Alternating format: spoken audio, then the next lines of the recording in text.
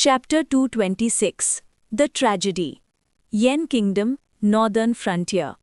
कभी ये ज़मीन हरी भरी और समृद्ध हुआ करती थी। आज ये सिर्फ भागती हुई जिंदगियों से भरी हुई थी। सड़कों पर बस एक ही मंजर था, मर्द, औरतें, बुजुर्ग, बच्चे जो हाथ में जो आ सका उठाकर जान बचाने के लिए भाग रहे थे। कई लोगों को अपना सामान उठाना भी नसीब नहीं हुआ। उनके दिमाग में सिर्फ एक ही ख्याल था, जिंदा रहना है। सिर्फ एक महीने के अंदर येन के उत्तर के 10 से ज्यादा शहर बर्बाद हो चुके थे। बारबेरियन सेना ने जहां कदम रखा वहां कत्लेआम, बलात्कार और लूटपाट हुई। औरतें बेइज्जती का शिकार बनी, बच्चे तलवारों के नीचे आ गए। बारबेरियंस जंगली जानवरों से भी ज्यादा बदतर थे। पूरा नॉर्दर्न येन एक बड़े पलायन में बदल चुका था। लोग साउथ की तरफ भाग रहे थे, कहीं भी, बस यहाँ से दूर। येन किंग ने बॉर्डर ट्रूप्स हटाने के बाद पूरे उत्तर में 10,000 से भी कम सैनिक बचे थे, और वो भी बिखरे हुए। लोकल मिलिशिया जो सिर्फ शहर में ऑर्डर रखने के काम आते थे। उनका सामना था 2 लाख बारबेरियन सेना। जीत या हार का सवाल ही नहीं था।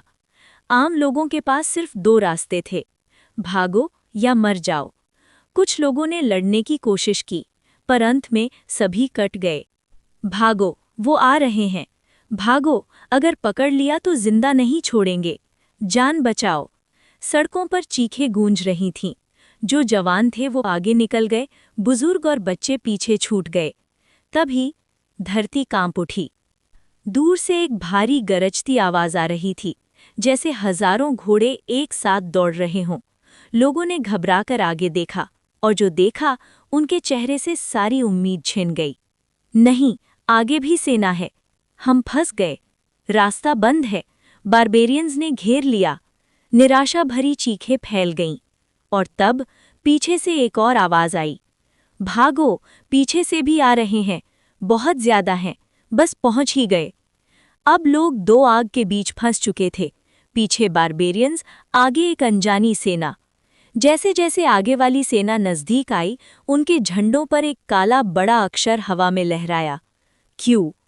रुको, वो बारबेरियंस नहीं है, वो किन की सेना है। अब क्या करें? किन तो हमारा दुश्मन है, येन पर हमला करने आए हैं। क्या वो भी हमें मार डालेंगे? येन के लोगों के लिए किन सेना का डर बारबेरियन से कम नहीं था।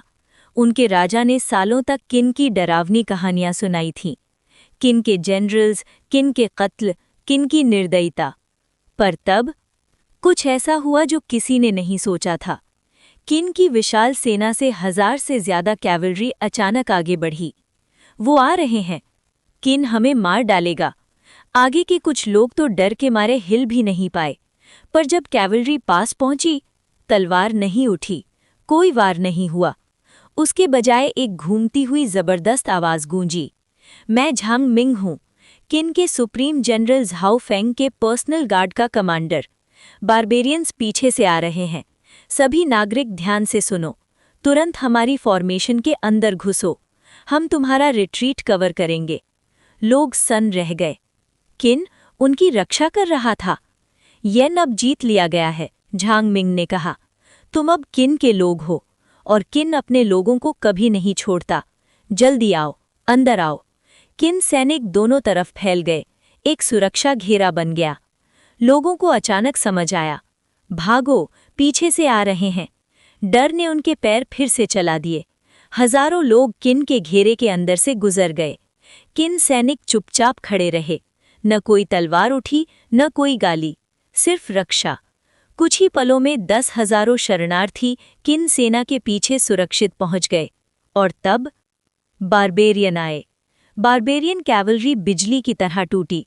उनकी तलवारों पर अभी भी मासूम लोगों का खून टपक रहा था। तीर हवा चीर रहे थे, पीछे रह गए लोग गिरते जा रहे थे। सबको मार डालो, मर्दों को काट डालो, औरतों को पकड़ लो, वो हमारे बच्चे पैदा करेंगी। बच्चों का क्या? मार डालो, गंदे येन के कीड़े। उनकी चीखें पिशाचों जैसी थीं। तभी कमांडर, सामने दुश्मन सेना है, बड़ी और फुली आर्म्ड। बारबेरियन स्काउट ने आगे इशारा किया। ईस्टर्न हू का एक बड़ा कमांडर आगे आया। उसके होठों पर घमंडी मुस्कान थी। किन की सेना? वो भी येन को लूटने आए हैं, बिल्कुल हम जैसे। हम एक ही तरफ हैं। एक एनवॉय भेजो, उनसे कहो हमें सिर्फ येन के उत्तर के 50 शहर चाहिए। जमीन और लोग हमारे होंगे, साउथ उनके लिए छोड़ देंगे। उसके चेहरे पर पूरा भरोसा था, उसे पूरा यकीन था, किन मना नहीं करेगा। एक श्योंगनू सेंचुरियन भीड़ से निकला, लाशों पर घोड़ा दौड़ाता हुआ, सीधा किन सेना की तरफ बढ़ा, और कुछ ही देर में वो झांग मिंग के सामने खड़ा था। तुम चिन सेना के कमांडिंग जनरल हो? श्योंगनू ऑफिसर ने घमंड से ज़ैंग मिंग को ऊपर से नीचे तक देखा, फिर बोल पड़ा। ज़ैंग मिंग ने कोई जवाब नहीं दिया, उसने बस अपनी लंबी भाला धीरे से उठा ली। हमारे महाराजा के आदेश से, श्योंगनू ऑफिसर ने अकड़ के कहा, यान का नॉर्दर्न फ्रंटियर अब श्योंगनू का है। तुम चिन के सैनिक तुरंत यहां से निकल जाओ, वरना हमारी बदतमीजी का जिम्मेदार तुम खुद होगे। मेरी ग्रेट चिन के साथ बदतमीजी? ज़ैंग मिंग की आंखों में बर्फ सी ठंडक चमक उठी। अगला ही पल वो आगे बढ़ा, भाला हवा को चीरता हुआ सीधा वार बना। पछा! एक घिनौनी आवाज के साथ भाला सीधा श्योंगनू ऑफिसर के सीने के पार निकल गया। तुम मुझे कैसे? श्योंगनू ऑफिसर की आंखें फैल गईं, भरोसे से भरी हुई, और अगले ही पल जिंदगी खत्म। एक गंदा श्योंगनू! ज़ैंग मिंग ने भाला घुमाया और लाश को जमीन पर फेंक दिया। ग्रेट चिन की पवित्र धरती पर अकड़ दिखाने की हिम्मत करता है। उसी वक्त ज़ाओ फेंग ने अपना ओवरलॉर्ड स्पीयर उठा लिया। उसकी नज़र सामने खड़े अनंत श्योंगनू लश्कर पर टिकी थी, आंखों में सिर्फ कत्ल की आग थी। चिन के वीरों! गरज कर ज़ाओ फेंग ने कहा, हवा, हवा, हवा, महान हवा! चिन कैवलरी ने अपने भाले उठाए और एक साथ दहाड़ मारी। श्योंगनू! एक भी जिंदा ना छूटे, जितने आए हैं सबको काट डालो, किसी पर रहम नहीं। ज़ाओ फेंग के ठंडे हुक्म के साथ लोहे की घुड़सवार सेना टूट पड़ी। उनके साथ 70,000 यान बॉर्डर कैवलरी भी थी। कुल मिलाकर 1,70,000 कैवलरी एक तूफान की तरह आगे बढ़ी। धरती कांप उठी, हवा खून की बू से भर गई, युद्ध के नारे आसमान को चीर रहे थे। अचानक जो श्योंगनू कुछ ही पल पहले घमंड से भरे थे, घबरा गए।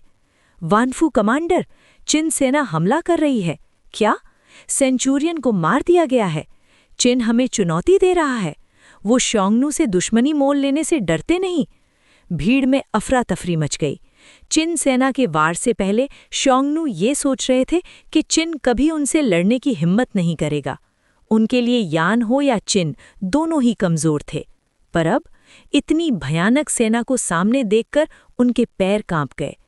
पीछे हटो, भागो, चिन सेना बहुत ज्यादा है, हम नहीं जीत सकते।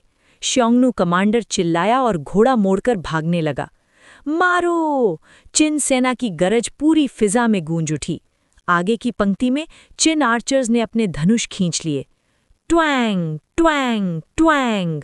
आसमान काला पड़ गया, तीरों की बारिश टूट पड़ी। श्योंगनू सैनिकों को संभलने का मौका तक नहीं मिला। आ! चीखें गूंज उठीं। पल भर में जो श्योंगनू कुछ ही देर पहले नागरिकों का कत्ल कर रहे थे, अब खुद जान बचाने के लिए भाग रहे थे। पर भागने का कोई रास्ता नहीं था।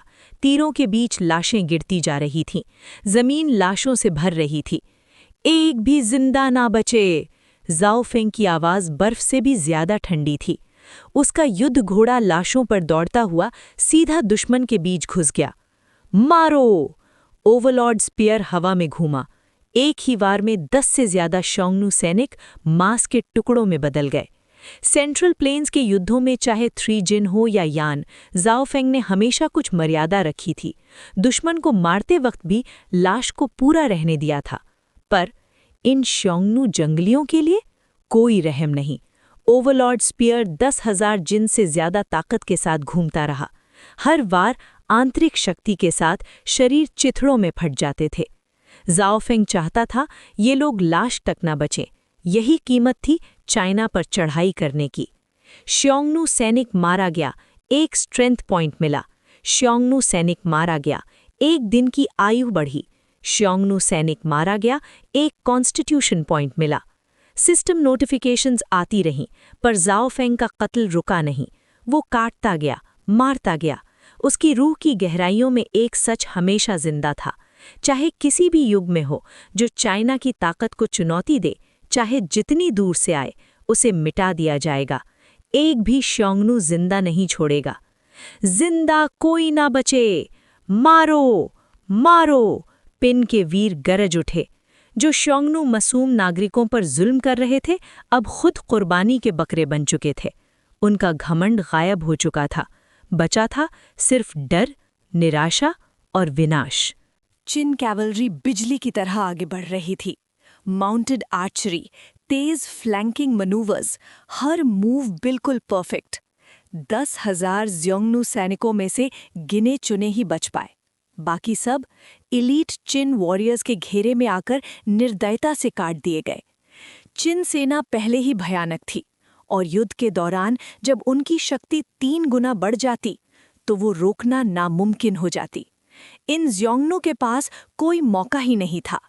यान के वो बॉर्डर ट्रूप्स जो पहले ही सरेंडर कर चुके थे, बस खड़े होकर ये नरसंहार देख रहे थे। चाहे संख्या में वो ज्यादा थे, फिर भी चिन सेना जिस तरह ज़्योंगनू को इतनी आसानी से काट रही थी, वो देखकर उनकी सांस अटक गई। जनरल गोंगसुन, एक बॉर्डर कैवलरी सोल्जर ने धीरे से कहा, आंखें फैली हुईं। ये चिन के सैनिक क्या सच में इंसान है? ज़्योंगनू इतनी आसानी से कैसे गिर रहे हैं? गोंगसुन ग्वांग ने गहरी सांस ली। यही है चिन सेना की ताकत। हम और उनके बीच का अंतर बहुत ज्यादा है। चिन कैवलरी की माउंटेड आर्चरी पुराने समय की लेजेंडरी जाओ कैवलरी से भी आगे निकल चुकी है। आवाज में अफसोस था। अगर ये 10,000 ज़्योंगनू हमारे बॉर्डर ट्रूप से टकराते, गोंगसुन ग्वांग ने कहा, चाहे हम डिफेंसेस के साथ भी होते, उन्हें मिटाना मुश्किल होता। युद्ध भयानक होता, नुकसान भी बहुत होता। पर चिन सेना ने उसकी नज़र बैटलफील्ड पर टिकी रही। इन्हें बिना किसी मुश्किल के खत्म कर दिया, और लगभग कोई नुकसान भी नहीं उठाया। उसकी आवाज़ में गहरा सम्मान था। शुरू में जब उन्हें नॉर्थ मार्च का ऑर्डर मिला था, गोंगसुन ग्वांग ने सोचा था जाओ फेंग उन्हें कैनन फॉडर बना देगा, पहले लड़ने भेज देगा। पर वो गलत था। उन्हें लड़ने का मौका तक नहीं मिला, बस देखते रहे। यहाँ तक कि घायलों को खत्म करने का भी मौका नहीं मिला, क्योंकि इस युद्ध में कोई ज़्योंगनू जिंदा रहकर मरने का नाटक तक नहीं कर पाया। चिन के युद्ध घोड़ों ने उन्हें कुचलने का मौका ही नहीं छोड़ा। अच्छा हुआ हमने सरेंडर कर दिया, कुछ बॉर्डर सोल्जर्स ने धीरे से कहा। उनके सामने खड़े होना सीधा मौत होती। थोड़ी ही देर में सिर्फ कुछ दर्जन ज़्योंगनू बचे थे। वो अपने कमांडर के इर्द गिर्द एक बेचैन सा घेरा बनाकर खड़े थे। मैं ज़्योंगनू का वानफू कमांडर हूँ, ज़्योंगनू कमांडर चिल्लाया। आवाज़ कांप रही थी। हमारी चिन राज्य से कोई दुश्मनी नहीं, फिर तुमने हम पर हमला क्यों किया? उसकी आंखों में सिर्फ डर था। जाओ फेंग आगे बढ़ा। उसकी आवाज़ बर्फ सी ठंडी थी। तुमने चाइना की पवित्र धरती पर चढ़ाई की, तुमने हमारे लोगों का कत्ल किया, और अब तुम पूछते हो हम क्यों लड़ रहे हैं? याद रखना, आज तुम्हारे 10,000 लोग मारे गए हैं। कल हर वो ज़्योंगनू जो हमारी ज़मीन पर पैर रखेगा, मिटा दिया जाएगा। जाओ फेंग ने हाथ उठाया, और बस इतना ही काफ़ी था। मारो! चिन वॉरियर्स गरज उठे। तीरों की बारिश टूट पड़ी। पल भर में बचा हुआ हर एक ज़्योंगनू जख्मों से छलनी होकर ज़मीन पर गिर चुका था। बाद का दृश्य। गोंगसुन ग्वांग, जाओ फेंग ने हुक्म दिया, जी सुप्रीम जनरल, बैटलफील्ड से सारे युद्ध घोड़े इकट्ठा करो। ज़्योंगनू बेकार हैं, लेकिन उनके घोड़े फर्स्ट क्लास होते हैं। जाओ फेंग की आवाज़ शांत थी। गोंगसुन ग्वांग ने तुरंत झुककर कहा, आदेश समझा मेरे लॉर्ड। फिर थोड़ा आगे बढ़कर बोला, सुप्रीम जनरल, घोड़े इकट्ठा करने के लिए कुछ 1000 लोग काफ़ी हैं। मैं आपके साथ आगे बढ़ना चाहता हूँ, ज़्योंगनू का शिकार करने। उसकी आंखों में जुनून था। जाओ फेंग ने सिर हिला दिया, फिर अपनी ओवरलॉर्ड स्पीयर को आसमान की तरफ उठाकर गरजा, वीरों, आगे बढ़ो।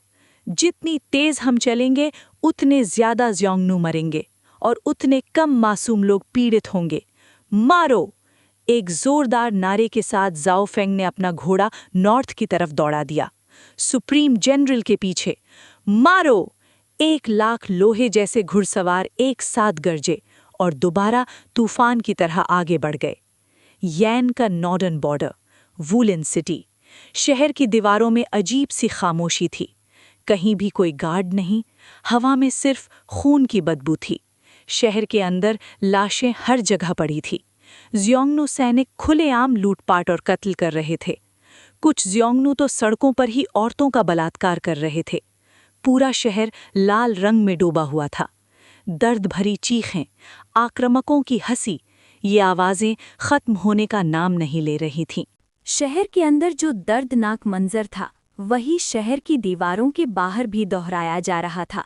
बहुत से आम लोग जान बचाने के लिए भागने की कोशिश कर रहे थे, लेकिन शियोंगनू घुड़सवार उनका शिकार कर रहे थे। पकड़कर बेरहमी से कत्ल कर दिया जा रहा था। इस पल यान की उत्तर की सीमा पूरी तरह से जिंदा जहन्नुम बन चुकी थी। सुप्रीम जनरल, आगे वुलन शहर है। कभी यहाँ 50,000 से ज्यादा लोग रहते थे, लेकिन लगता है शियोंगनू ने शहर पर कब्जा कर लिया है। गोंगसुन ग्वोंग ने तेज रफ्तार से दौड़ती सेना के साथ रिपोर्ट दी। पर अजीब बात है, उन्होंने कोई डिफेंस तैयार नहीं किया। जियाओ फेंग ने एक पल भी नहीं सोचा। शहर में घुसो, उसके लिए सिर्फ एक बात मायने रखती थी, क्या अंदर कोई जिंदा बचा है?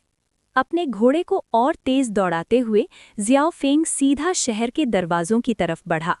शायद शियोंगनू बहुत ज्यादा घमंडी थे। शायद उन्होंने कभी यान को असली खतरा माना ही नहीं, या फिर शायद उन्होंने कभी सोचा भी नहीं था कि किन आर्मी इतनी जल्दी यहाँ पहुँच जाएगी। शहर के दरवाजे बंद थे, लेकिन कोई पहरा नहीं था। लगता था जैसे दरवाजे सिर्फ इसलिए बंद किए गए हों ताकि शहर के लोग भाग ना पाएं। तोड़ दो! दरवाजों के पास पहुंचते ही जियाओ फेंग ने अपनी ओवरलॉर्ड स्पीयर से वार किया। बूम! भारी दरवाजे एक ही झटके में टुकड़ों में बिखर गए। एक ही वार में दरवाजा तोड़ दिया।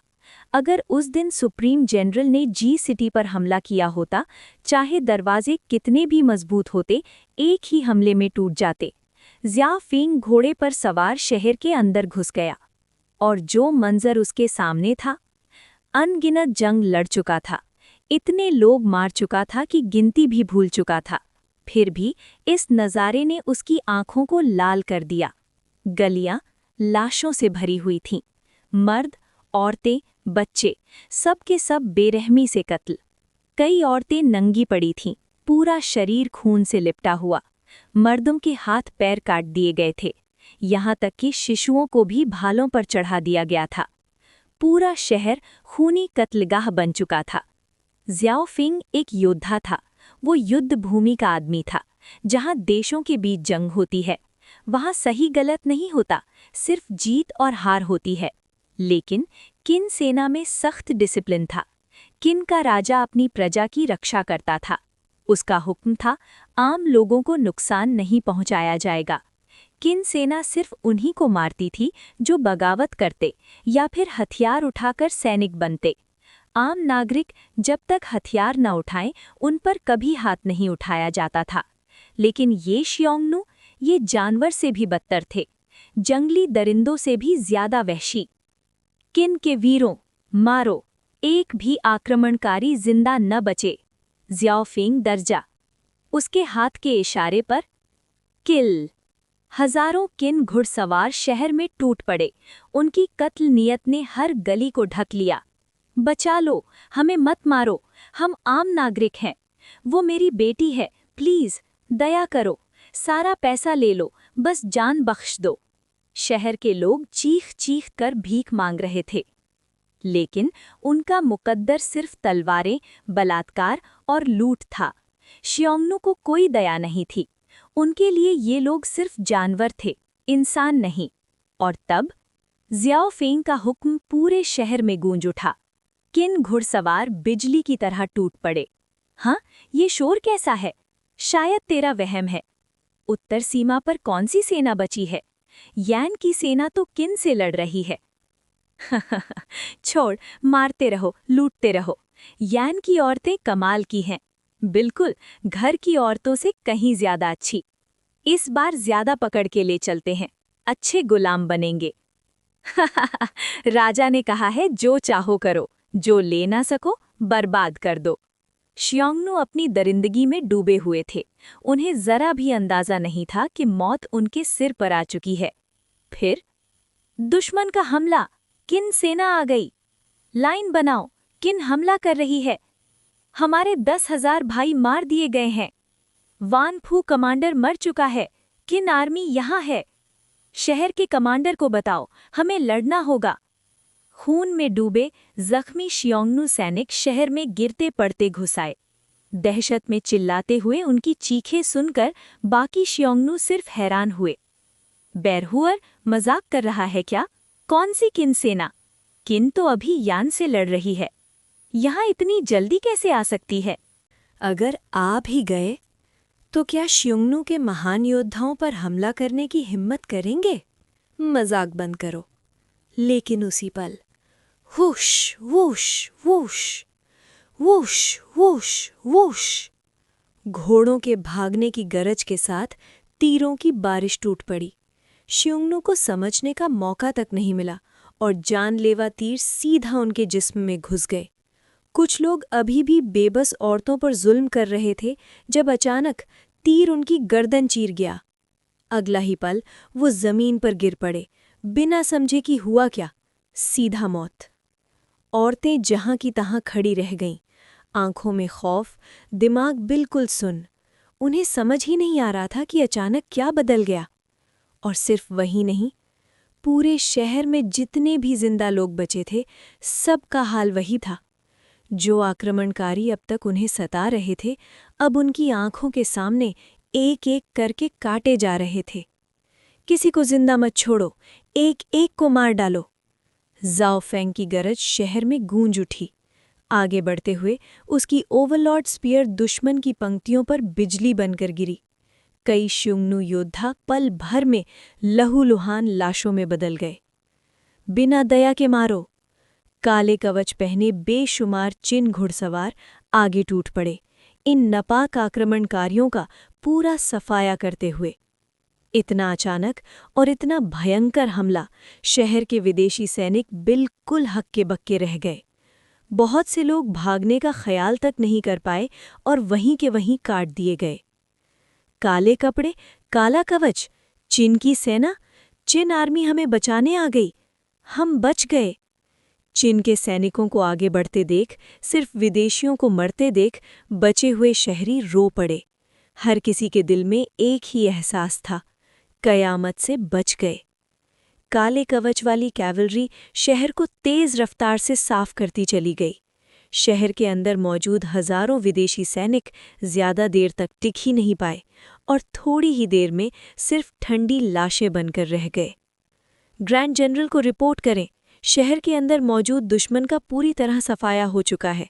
इस युद्ध में लगभग 5,000 विदेशी मारे गए हैं। जांग हान ने घोड़े से आगे बढ़कर रिपोर्ट दी। अच्छा। जाओ फेंग ने सिर हिलाया, फिर उसकी नज़र बचे हुए लोगों पर पड़ी। बेइज्जती का शिकार हुई औरतें, अपने बच्चों को खो चुके माँ बाप, पति पत्नी मौत से अलग कर दिए गए। इन घिनौने आक्रमणकारियों की वजह से जो लोग बच गए थे, उन्होंने सिर्फ अपने प्यारों को ही नहीं खोया, बल्कि अपमान और दर्द भी सहा। शहरी लोग जाओ फेंग और चिन सेना को घेर कर खड़े थे। आंखों में उम्मीद भी थी और गहरा डर भी। शायद उनके मन के किसी कोने में अभी भी ये डर था, कहीं चिन सेना भी इन जैसी ही ना निकले।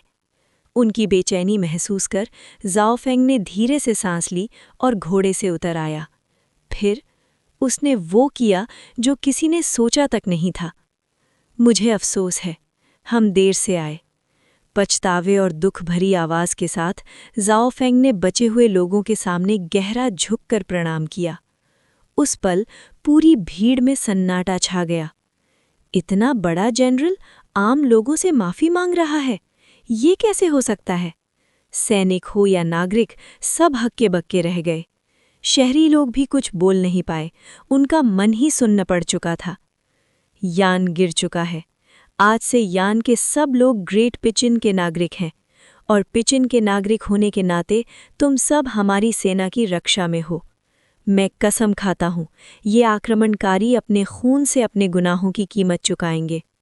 ज़ाओफेंग की आवाज़ मजबूत और अटल थी। फिर उसने घूमकर हुक्म दिया, ज़ांगहान, ये आदेश के लिए हाजिर है।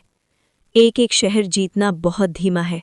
इस रफ्तार से पता नहीं और कितने बेगुनाह मारे जाएंगे। मेरा आदेश सुनो। हमारी 1,00,000 कैवलरी को 10 दलों में बांट दो। हर दल का नेतृत्व एक जनरल करेगा। आगे बढ़ो और आक्रमणकारियों को खदेड़ कर मारो। सब सेना शांगपिंग चिटी में इकट्ठा होगी। मुझे तरीके से मतलब नहीं, बस नतीजा एक ही होना चाहिए, इन विदेशी कचरों का पूरा विनाश। जो भी तरीका अपनाना पड़े अपनाओ, बस दुश्मन जिंदा नहीं रहना चाहिए। ज़ाओफेंग की आवाज़ बर्फ की तरह ठंडी थी। आदेश का पालन होगा, सब जनरल्स ने एक साथ कहा। ग्रैंड जनरल, मेरे लिए कोई काम? गोंगसान ग्वांग ने पूछा। तुम्हारा काम नागरिकों को संभालना है। सेना के लाशन उनकी मदद के लिए बांटे जाएंगे। और एक बात याद रखना, अगर दुश्मन शहर के अंदर घुसा तो गद्दार भी थे। जो भी दुश्मन से मिला हुआ हो, सबको गिरफ्तार करो। पहले आक्रमणकारियों को कुचलो, फिर इन गद्दारों का हिसाब होगा। आदेश का पालन होगा, गोंगसान ग्वांग ने तुरंत जवाब दिया। शांगपिंग सिटी। अगर छोटे शहर धरती का जहन्नुम थे, तो शांगपिंग, जो सबसे पहले गिरा था, उस जहन्नुम का दिल था। गलियां लाशों से भरी थीं, खून की बदबू सांस घोट रही थी। पूरे शहर पर एक भयानक खामोशी छाई हुई थी। सिर्फ कुछ दुश्मन सैनिक गलियों में घूमते नजर आते थे, वरना जिंदगी का कोई निशान नहीं था। कहते हैं भूत आत्मा खा जाते हैं, लेकिन इन आक्रमणकारियों के काम हर कहानी से ज्यादा भयानक थे। पुराने गवर्नर के महल के अंदर कुछ औरतें मजबूरी में नृत्य कर रही थीं। ढोल और बांसुरी की आवाज के साथ उनका हर कदम डर से कांप रहा था। कई विदेशी जनरल्स शराब पीते हुए मजे ले रहे थे। यान की औरतें कमाल की होती हैं, इनका नाच देखकर दिल खुश हो जाता है। बिल्कुल, हमारे कबीले की औरतों से कहीं ज्यादा खूबसूरत और नाजुक। जनरल्स हंस रहे थे, जाम उठा रहे थे। उनकी आंखें सिर्फ नृत्य करती औरतों पर थीं। लेकिन उन औरतों के लिए ये नाच मौत के खौफ के साथ किया जा रहा था। एक भी गलती और जिंदगी खत्म। शांगपिंग कभी 1,00,000 से ज्यादा लोगों का घर था। आज लगभग सबको आक्रमणकारियों ने कत्ल कर दिया था। सिर्फ कुछ हजार भागकर बच पाए। मर्द और बच्चे बेरहमी से मार दिए गए।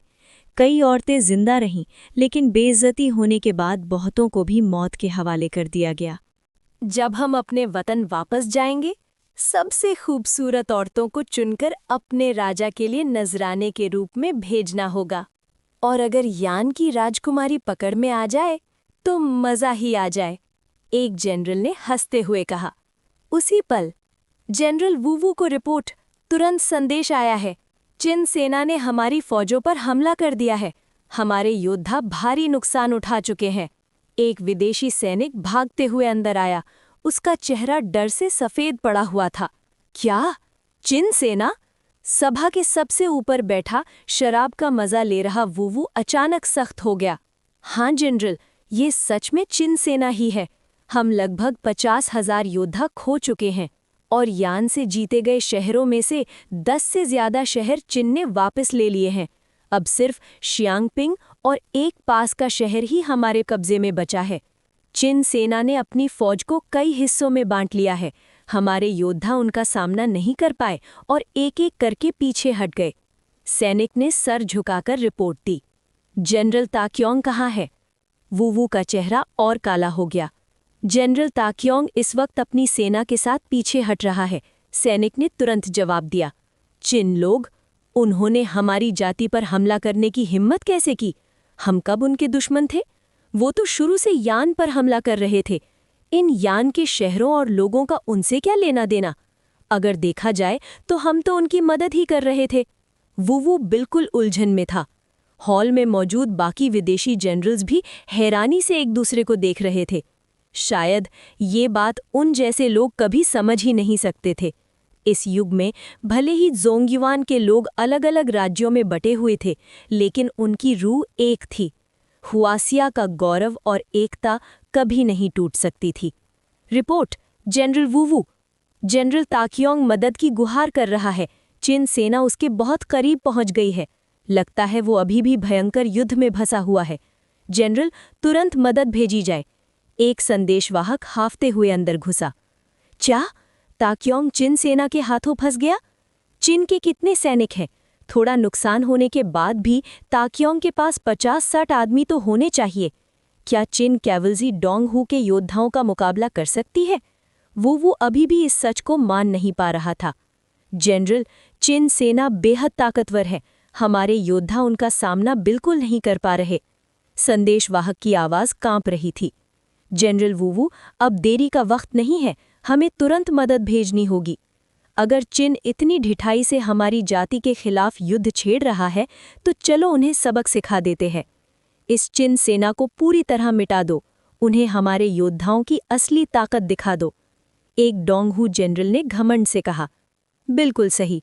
चिन से डरने की कोई ज़रूरत नहीं। अगर वो हमें अपना दुश्मन बनाना ही चाहते हैं, तो उन्हें दिखा देते हैं हम क्या कर सकते हैं। यान के ये 10-15 शहर तो बहुत कम है। बेहतर है हम और दक्षिण बढ़ें और चिन की ज़मीन भी छीन लें। हमारी जाति और भी शक्तिशाली हो जाएगी। चिन सेना का विनाश करो। हाँ जनरल, एक भी चिन कुत्ता जिंदा ना बचे। सबको मार डालो, कत्ल करो। डोंगहू जनरल्स गरज रहे थे। उनका अहंकार साफ झलक रहा था। सेना तैयार करो। हम तुरंत जनरल ताकियों की मदद के लिए मार्च करेंगे और उसके बाद दक्षिण की तरफ बढ़ते हुए और शहर कब्जाएंगे। थोड़ी देर सोचने के बाद वूवू ने गंभीर आवाज में हुक्म दिया। चिन सेना हमारी यान की जीत के बीच में क्यों पड़ रही है? क्या उन्हें पता नहीं कि हम अगर चाहें तो उनका सफाया कर सकते हैं? ठीक है, जैसा तुम चाहते हो ठीक वैसा ही होगा। जब वो खुद मौत के घाट उतरना चाहते हैं, तो हमें उन्हें निराश नहीं करना चाहिए। ठीक है जनरल वूवू, इस बार तुम पूरी सेना की कमान संभालो। ताकियोंग की मदद करो और फिर अपनी मर्जी के मुताबिक इलाके कब्जाओ। ठीक है मालिक, वूवू ने सर झुकाकर कहा। खुले मैदान पर हजारों डोंगहू घुड़सवार जान बचाते हुए शियांगपिंग की तरफ भाग रहे थे। उनका हौसला पूरी तरह टूट चुका था और जब वो घबराहट में पीछे हट रहे थे, उनके पीछे चिन सेना के 20 से 30 हजार सैनिक लगातार पीछा कर रहे थे। आसमान से तीरों की बारिश होने लगी। एक के बाद एक तीर भागते हुए योद्धाओं पर गिरा। डोंगहू सैनिक घोड़ों से गिरते जा रहे थे। उनके शरीर तीरों से छलनी हो चुके थे और वहीं मौत आ रही थी। जनरल, चिन सेना पीछा छोड़ ही नहीं रही। अब हम क्या करें? एक कमांडर घबराकर ताकियों की तरफ पलटा। बेवकूफ, क्या हम डोंगहू के गौरवशाली योद्धा इस तरह शर्मनाक भागदौड़ में भाग जाएंगे? शियांगपिंग ज्यादा दूर नहीं है। जनरल वूवू जरूर मदद के साथ पहुंचने वाला होगा। मेरा हुक्म सुनो, यहीं रुककर लड़ेंगे। इन चिन कुत्तों का कत्ल करो।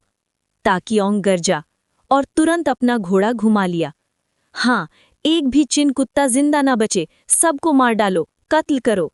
डोंगहू कमांडर्स ने उसकी जंग घोषणा दोहराई। पीछे हटना बंद हो चुका था। अब डोंगहू सेना चिन सेना के साथ निर्णायक युद्ध के लिए तैयार हो रही थी। चैप्टर 228 विदेशी जाति का कत्ल, पूरा attribute breakthrough. Great Qin, grand assembly hall. Report your majesty, Yan क्षेत्र से युद्ध की रिपोर्ट आई है। जनरल झाओ फेंग ने अपनी कैवलरी के साथ 7000 येन बॉर्डर ट्रूप्स को नॉर्थ की तरफ ले जाकर दुश्मनों का सामना किया। जहां भी उन्होंने कदम रखा, वहां से उन विदेशी जातियों को जो येन के 10 से ज्यादा शहरों पर कब्जा कर चुकी थीं, लगभग पूरा सफाया कर दिया। युद्ध में 50,000 से ज्यादा दुश्मन मारे गए। एक अर्जेंट मैसेंजर रिपोर्ट हाथ में पकड़कर जोर से सुनाता गया। विदेशी जातियां, झाओ फेंग जानता है इन्हें कैसे हैंडल करना है। यिंग ज़ेंग ने युद्ध के नतीजे सुनकर संतोष से सिर हिलाया। योर मैजेस्टी, येन क्षेत्र में लाखों विदेशी सैनिकों ने तबाही मचाई और अनेक नागरिक दुख भुगत रहे थे। जब जनरल आक्रमणकारियों का सफाया कर रहा है, हमें एक कुशल अधिकारी भी भेजना होगा ताकि क्षेत्र में शांति और व्यवस्था तुरंत बहाल हो सके। हान फी आगे बढ़कर बोला, क्या आपके मन में कोई उचित व्यक्ति है हान किंग? यिंग ज़ेंग ने सीधा हान फी की तरफ देखा। यिंग ज़ेंग के दिमाग में हान फी का रुझान उसके बेटे के पक्ष में था। जब भी कोर्ट में विरोध होता, हान फी हमेशा पहले खड़ा होता। इससे यिंग ज़ेंग को स्वाभाविक तौर पर भरोसा था। मेरे अधीन एक मंत्री हैं, काय ची, जो बहुत कुशल और प्रतिभाशाली हैं। मैं रेकमेंड करता हूं कि काय ची को येन का गवर्नर बनाया जाए। हान फी ने तुरंत अपने मंत्री को नॉमिनेट किया। हान फी अब 9 मिनिस्टर्स में से एक बन चुका था और उसके अपने लोग और शिष्य थे। कोर्ट में ओपनली पावर की लालच न लेने के बावजूद 9 मिनिस्टर्स होने के नाते अपने लोगों को मुख्य स्थानों पर रखना स्वाभाविक था। हान फी की सिफारिश सुनते ही यिंग ज़ेंग ने तुरंत मंजूरी दे दी। बाकी मिनिस्टर्स के बोलने का इंतजार भी नहीं किया। जैसे हान किंग ने कहा, काय ची को येन का गवर्नर बनाया जाए, क्षेत्र की व्यवस्था और लोगों की सुरक्षा पे ध्यान के साथ। वो तुरंत प्रवास करें। हान फी तुरंत झुककर बोला, मैं आदेश स्वीकार करता हूं। और वुआन मिलिट्री कैंप के अनाज और प्रोविजंस का सप्लाई कभी नहीं रुकना चाहिए। यही नियम सारी मिलिट्री सप्लाईज और दवाओं पर भी लागू होगा। यिंग ज़ेंग ने फिर से हुक्म दिया। समझ गया योर मैजेस्टी, हान फी ने तुरंत जवाब दिया। अब देखेंगे कि झाओ फेंग बाकी विदेशी जातियों को कैसे समाप्त करता है। डोंगहू फौज के 2 लाख से ज्यादा सैनिक बचे हैं। मैं देखना चाहता हूं कि झाओ फेंग उनका पूरा सफाया कैसे करता है। यिंग ज़ेंग ने धीरे बोलते हुए कहा। उसकी बातों में पूर्ण भरोसा था झाओ फेंग पर। और यिंग ज़ेंग अपने बेटे को अच्छी तरह जानता था। इस बार विदेशी जातियों ने सच में एक अडिग शक्ति से सामना किया। झाओ फेंग ने जो अब तक दिखाया वो स्पष्ट था। एक भी इन्वेडर जिंदा नहीं बचेगा। अब बस युद्ध के नतीजे का इंतजार था। येन रीजन, श्यांगपिंग टेरिटरी। काले कवच पहने 20-30 हजार किन कैवलरी पीछा करते हुए दौड़ रहे थे। तीर गिराते हुए, भागते हुए विदेशी जातियों को काट रहे थे। उस पल, जनरल, दुश्मन भागना बंद कर दिया है। लगता है वो युद्ध के लिए तैयार हैं। घोड़े पर सवार झांग हान जोर से बोला। ये जगह श्यांगपिंग से दूर नहीं है। शायद उन्होंने देखा कि उनके रीएनफोर्समेंट्स आ रहे हैं और अब वो हमें रोकने की कोशिश कर रहे हैं। और अगर रीएनफोर्समेंट्स आ रहे हैं तो हमारे एलीट किन वॉरियर्स भी साथ हैं। हम सबको मिटा देंगे। झाओ फेंग ने ठंडी मुस्कान के साथ कहा। विदेशी जातियों ने दौड़ना बंद कर दिया और ये उसके लिए परफेक्ट था। हालांकि अभी नंबर्स अनइक्वल थे, लेकिन उसकी बाकी कैवलरी यूनिट्स भी जल्द पहुंच जाएंगी। इस युद्ध में झाओ फेंग का इरादा था दुश्मन का पूरा सफाया। ठीक है, डोंगहू के योद्धाओं, कुत्ते किन ने हमारे भाइयों को मार दिया और हमारे लोगों का कत्ल किया। सबको मारो, मारो।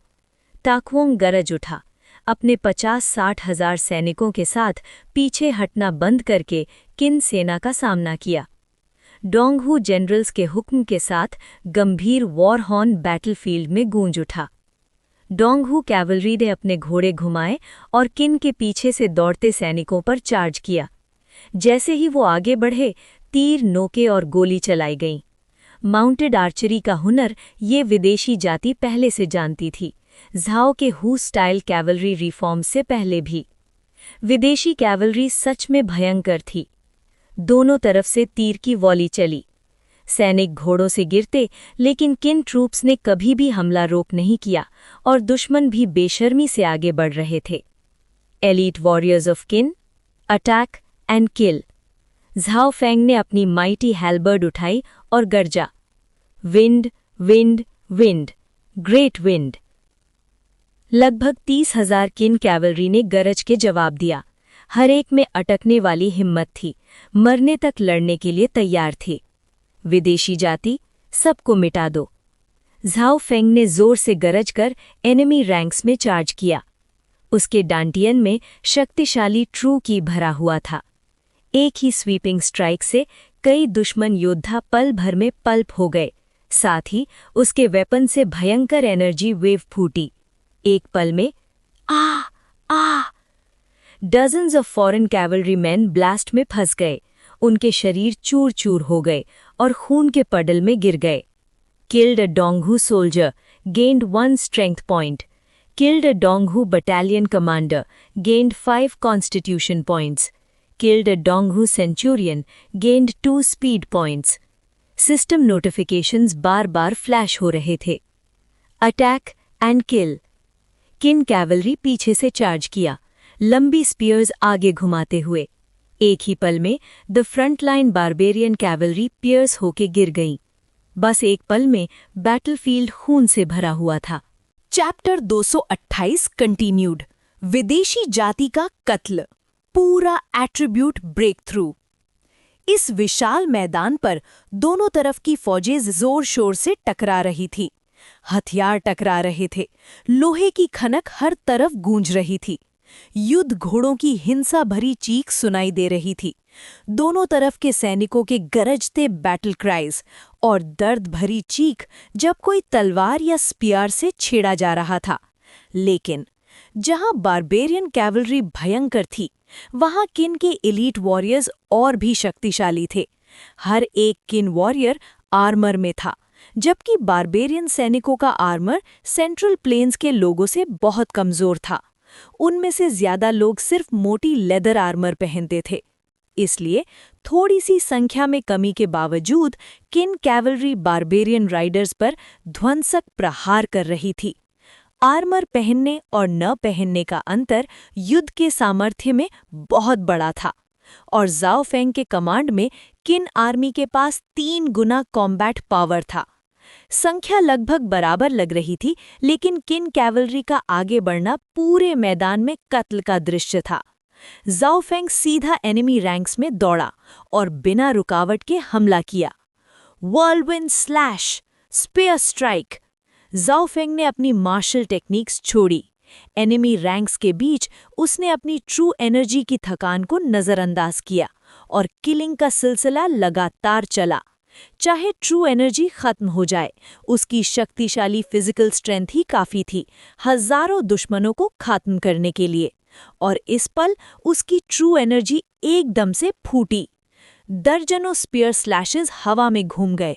एक ही पल में हर दुश्मन जो दर्जनों मीटर्स के अंदर था, आदमी और घोड़े, सब स्पीयर एनर्जी से छेद दिए गए और तुरंत मर गए।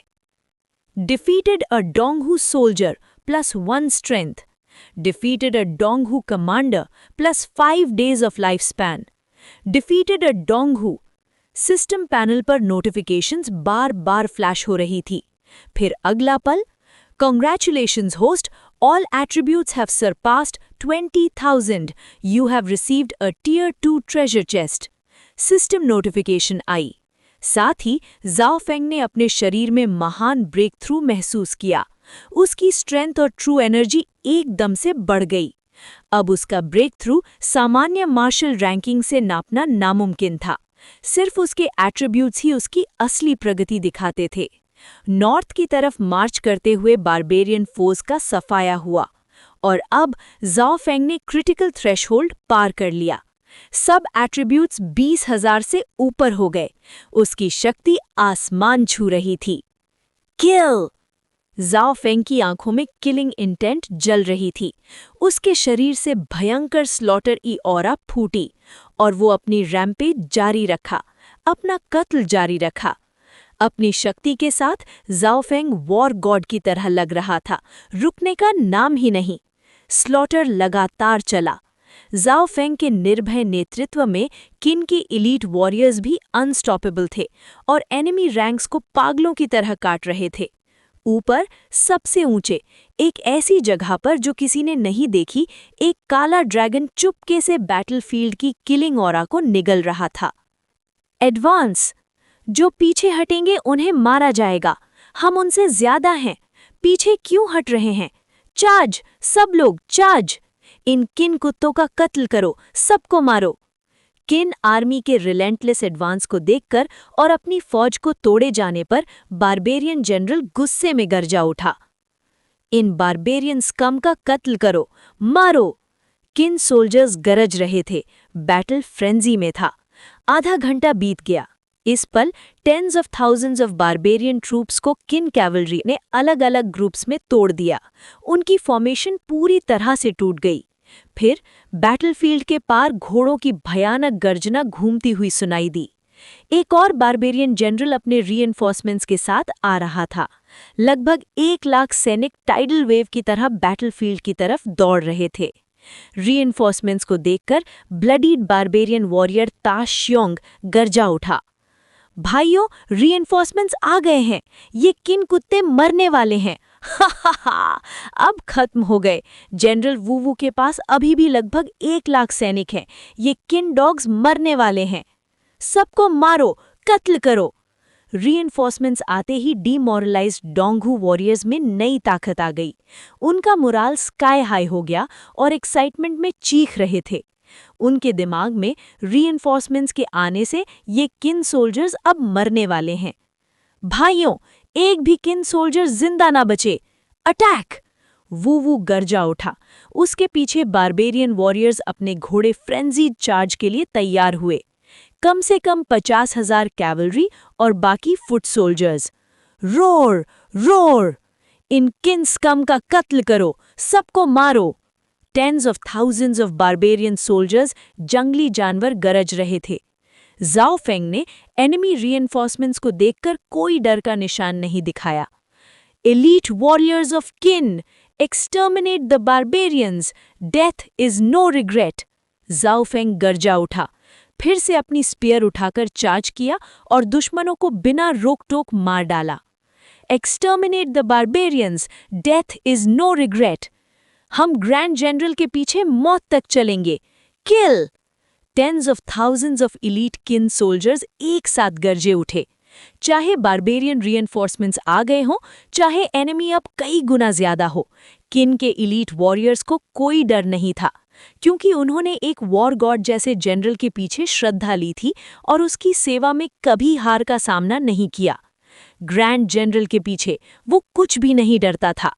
इस युद्ध में बारबेरियंस के खिलाफ 1 को मारना ब्रेक इवन, 2 को मारना प्रॉफिट था। ये युद्ध था हवाशिया के लैंड को बचाने का, a death worthy of honour. Huaxia के पुत्रों के रूप में डर का क्या मतलब। किल! चैप्टर किन का बदला, बारबेरियन फोर्सेस का पूरा सफाया। ज़ाओ फेंग एक बार फिर गरज उठा और चार्ज किया।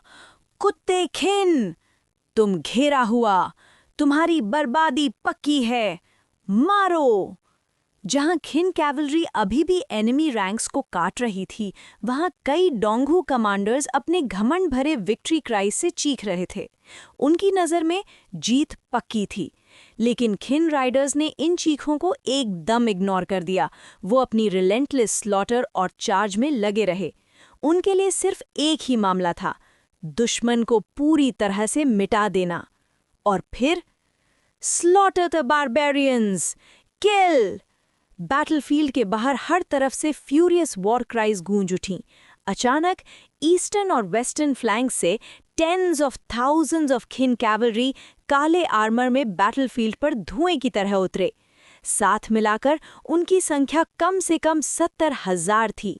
ये था खिन आर्मी के एलीट कैवलरी का असली शक्ति, जो फाइनली पूरी शक्ति के साथ बैटलफील्ड में आई थी। इनके आने का मतलब था एक ही चीज़, ख्यांगपिंग के अलावा सब शहर जो बारबेरियनों के कब्जे में गए थे, वो सब रिक्लेम हो चुके थे। एनिमी गैरिसन्स पूरी तरह से सफाया हो चुके थे। यहाँ और अभी बारबेरियन फोर्सेस बहुत ज़्यादा लग रही थी, लेकिन असल में उन्होंने पहले ही भारी नुकसान उठाया था। बैटल शुरू होने के बाद से खिन कैवलरी ने 2-3,000 एनिमी ट्रूप्स का सफाया कर दिया था। अब बारबेरियनों की संख्या खिन फोर्सेस से सिर्फ 10-20,000 ज़्यादा थी। ये तो बुरा है, खिन आर्मी के पास भी रीइंफोर्समेंट्स हैं, हम घेर आ गए। वूवू का चेहरा भयानक हो गया। ये खिन की चाल है। उन्होंने हमें बैटल में जाल में फंसाया, रीइंफोर्समेंट्स का इंतजार किया और फिर हमें घेरा। कुदत्ती हुई जातियां! भाइयों, खिन के खिलाफ मौत तक लड़ेंगे, मारो! ताशियोंग गरज उठा। दोनों फौजें पूरे बल के साथ टकरा गईं। अब बैटलफील्ड पर लगभग सारी इन्वेडिंग बारबेरियन फोर्सेस इकट्ठी हो गई थीं। हमारी रीइंफोर्समेंट्स आ गईं, दुश्मन घेरा है। बारबेरियंस, सबका सफाया करो। जो कुछ किया उसका बदला मिलेगा। एलीट वॉरियर्स ऑफ खिन, सबको कत्ल करो। झाओ फैंग ने गरज के हुक्म दिए। शुरू से ही उसकी स्ट्रैटेजी ये थी कि अपनी फौज को 10 अलग-अलग आर्मीज में बांटा जाए, ना सिर्फ शहरों को जल्दी रिक्लेम करने के लिए बल्कि एनिमी को ल्योर करने के लिए भी। खिन फोर्सेस को कमजोर देखकर बारबेरियन लोग जाल में आ गए। झाओ फैंग ने खुद को बेट के रूप में यूज किया और अब ट्रैप चल गया। एनिमी ने बेट ले लिया और अब पूरी तरह से घेरा हुआ था। Battle raised on. Triple combat strength, triple morale और झाओ फैंग का फियरलेस चार्ज। बैटलफील्ड में खिन वॉरियर्स के शाउट्स गूंज रहे थे। वो पागलों की तरह लड़ रहे थे। वो बिना मर्सी के कत्ल कर रहे थे। दोनों आर्मीज लगभग इक्वल संख्या में थीं, लेकिन ये बैटल बारबेरियन फोर्सेस का पूरा सफाया बन गई। हर पल काउंटलेस एनिमीज गिर रहे थे। खिन वॉरियर्स भी कैजुअलिटी सफ़र कर रहे थे, लेकिन एक खिन के गिरने पर कम से कम 3-4 बारबेरियन गिरते। ये था खिन एलीट्स के शक्ति का असली प्रमाण। टाइम बीतता गया। इस विशाल मैदान पर कॉर्प्सेस हर तरफ बिखरे थे। खून से जमीन लाल हो गई। जो पहले ग्रे बैटलफील्ड था, अब क्रिम्सन सी बन गया था। जब बैटल रात के अंधेरे तक खिंचा, डोंगहू आर्मी से एक डेस्परेट क्राई उठी, रिट्रीट, रिट्रीट! वो नॉर्थ की तरफ भागे पैनिक में। उनके पीछे खिन वॉरियर्स रिलेंटलेस चेज कर रहे थे, स्लॉटर करते हुए, बिना रुकावट के खत्म कर रहे थे। ये तो डेमन्स हैं, एब्सोल्यूट डेमन्स! ये पीछे नहीं हटेंगे। बचो, अपनी जान बचाओ। ये खिन के डेविल्स पागल हो गए हैं। ये हमें नहीं छोड़ेंगे। फास्टर! अंधेरे में टेरिफाइड बारबेरियन स्क्रीम्स घूमते हुए गूंज रहे थे, लेकिन रात के अंधेरे में भी खिन सोल्जर्स ने पीछा नहीं छोड़ा। उन्होंने पूरी रात हंट किया, डॉन तक चेज करते रहे, बॉर्डर के पार भगा दिया। फ्रंटियर के पार भागते बारबेरियन सोल्जर्स सब तरफ स्कैटर हो गए। जैसे जैसे सनराइज हुआ, खिन कैवलरी और तेज चेस कर रही थी, घोड़े पर शूट करते हुए फ्ली कर रहे एनिमी को मार रही थी। खियांगपिंग से आगे रास्ता कॉर्प्सेस से भरा हुआ था, भीगती हुई बैटलफील्ड की यादें। खिन सोल्जर्स, हमारे लोगों का तुमसे कोई दुश्मनी नहीं, तुम इतना निर्दयी क्यों हो? हमने सिर्फ यन पर कब्जा किया, हमने तुम्हारी मदद भी की। वू गुस्से में चीख उठा। उसकी आवाज बैटलफील्ड पर गूंज रही थी। अभी भी वो समझ नहीं पा रहा था कि खिन ने इतनी निर्दयी शक्ति क्यों दिखाई। 2 लाख वॉरियर्स, और अब सिर्फ 10,000 से कम बचे थे नॉर्थ की तरफ भागते हुए।